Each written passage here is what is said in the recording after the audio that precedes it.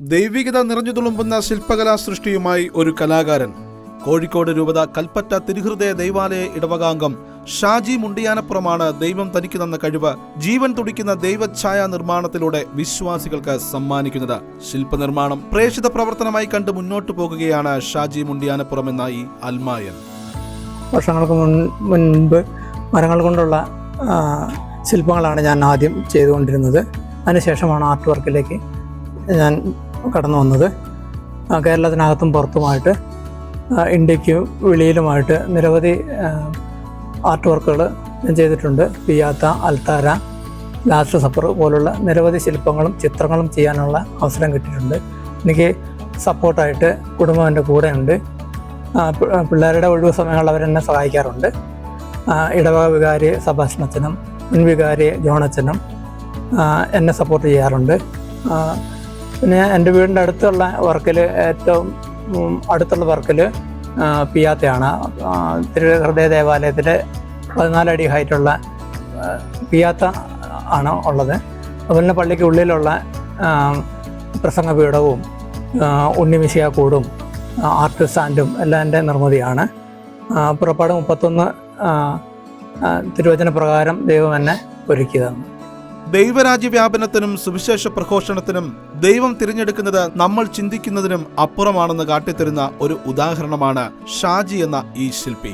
തന്റെ കരങ്ങൾ വഴി കൃപ തുളുമ്പുന്ന അനേകം ശില്പങ്ങളാണ് ഷാജി നിർമ്മിച്ചിരിക്കുന്നത്. കോഴിക്കോട് രൂപതയിൽ വയനാട് കൽപ്പറ്റ തിരുഹൃദയ ദേവാലയ ഇടവക അംഗം കൂടിയായ ഷാജി മുണ്ടിയാനപ്പുറം തന്റെ ഇടവക ദേവാലയത്തിൽ നിർമ്മിച്ച വചനപീഠവും പിയാത്തയും ഉണ്ണിയേശുവിന്റെ പിള്ളത്തൊട്ടിലുമെല്ലാം വിശ്വാസികളെ ദൈവഭക്തിയിലേക്ക് കൂടുതൽ അടുപ്പിക്കുന്നു.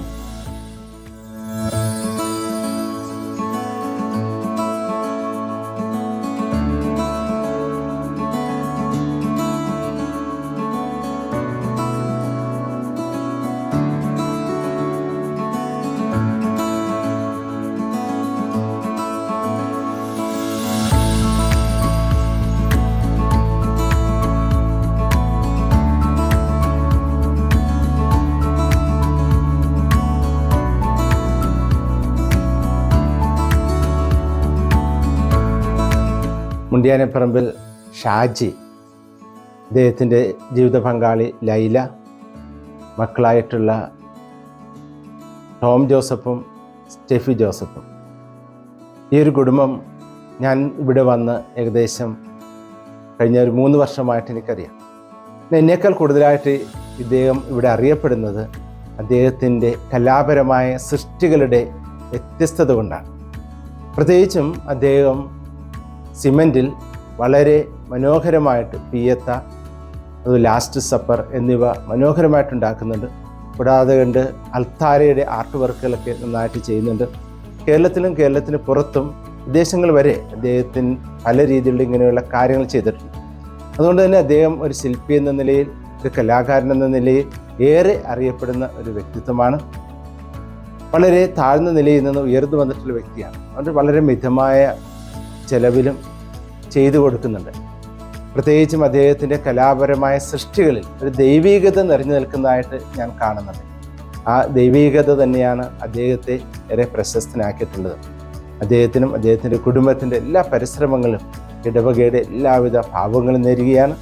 ഇതിൻ്റെ പ്രവർത്തനങ്ങൾ കൂടുതൽ ദേശങ്ങളിലേക്ക്, സ്ഥലങ്ങളിലേക്കുമൊക്കെ കൂടുതൽ വ്യാപിക്കട്ടെ, പ്രചരിക്കട്ടെ എന്ന് ഈ അവസരത്തിൽ സ്നേഹപൂർവ്വം ആശംസിക്കുകയും ചെയ്യുന്നു. ഷാജിക്കും കുടുംബത്തിനും അദ്ദേഹത്തിന്റെ എല്ലാ പ്രവർത്തനവും ദൈവാനുഗ്രഹം നേരുന്നു. മരമോ സിമന്റോ എന്തുമാകട്ടെ, അതിലൂടെ ദൈവികത നിറഞ്ഞ സൃഷ്ടികൾ നിർമ്മിക്കുവാനും സുവിശേഷ പ്രഘോഷണത്തിൽ പങ്കുചേരുവാനും ഈ കലാകാരൻ തന്നെ സ്വയം സമർപ്പിച്ചിരിക്കുകയാണ്. കേരളത്തിനകത്തും പുറത്തും ഷാജി തന്റെ ശുശ്രൂഷകളും പ്രവർത്തനങ്ങളുമായി മുന്നോട്ടു പോകുന്നു.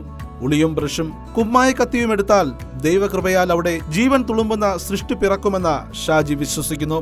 പൂർണ്ണ പിന്തുണയുമായി ജീവിത പങ്കാളി ലൈലയും മക്കളായ ടോം ജോസഫും സ്റ്റെഫി ജോസഫും ഒപ്പമുണ്ട്. ഇനിയും ഒരുപാട് ആത്മീയ ശില്പങ്ങൾ ആ കരങ്ങൾ കൊണ്ട് പൂർത്തിയാകുവാനും അതിലൂടെ അനേകം മനസ്സുകളെ ദൈവത്തിലേക്ക് അടുപ്പിക്കുവാനും ഷാജിക്ക് കഴിയട്ടെ എന്നും ആശംസിക്കുന്നു. ഷെക്കന ന്യൂസ്, വയനാട്.